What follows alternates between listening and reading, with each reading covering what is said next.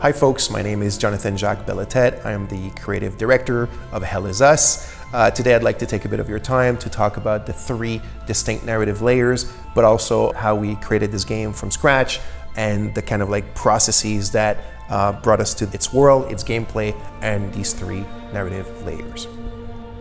So for Hell Is Us, I took a bit of time to figure out what I wanted these kind of high-level directives to be. And they're a mixed bag of things that had always been dear to me and also stuff that I kind of knew that the team also wanted to try and work with. So I came up with about 5 or 6 and I proposed them to the team and we all agreed and we went ahead with them.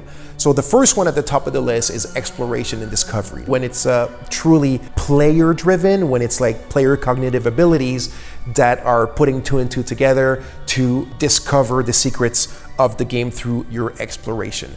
So the second one is pretty much I guess the main theme of the game. It's human emotions and passions, and specifically how they relate to human conflicts, all the horrors and the atrocities and the bloodshed that we can bring upon one another. The third one is the Civil War, and as you can see, this relates right away to the second one about the passions and the emotion. The fourth directive was the combat system of the game had to be a third-person melee combat with melee weapons.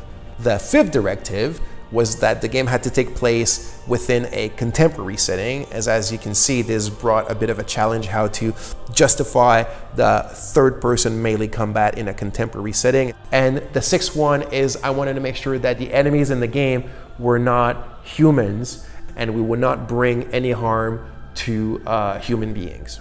So now that we had our set of directives, we were ready to really sit down and create the game, and then we created the story, and this brought us the 3 distinct narrative layers that we have in the game. The first narrative layers is the Civil War. It's the main backdrop of the game. It's caused by ethnic divides, religious divides, cultural divides, political divides, and also historical divides. The second narrative layer is about the calamity. So the calamity is a bit of a kind of like metaphysical phenomenon that's taking place in the country, and the hero and the player, as they enter the game world, obviously they're aware that there's a civil war, but the hero doesn't know that there's also the calamity, and really rapidly he will come face to face with it. So why is it here?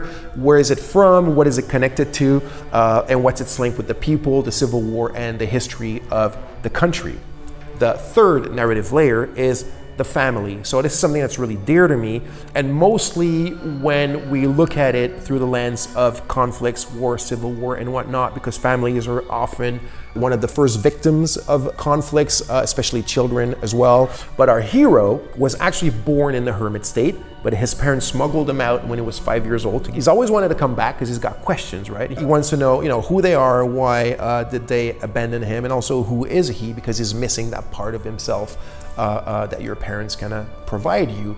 So all these 3 narrative layers are different, but they intertwine. One of them is the one that truly brings you through the main story, but since the game is fairly open-ended and non-linear, the players are free to oscillate between these 3 layers as they see fit, and kind of put them together to form the big picture of the game and the entire puzzle, or almost the entire puzzle, to make sense of what's going on inside this country.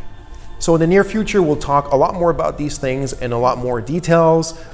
This was it for now. I hope you enjoyed. Thank you for watching, and see you soon.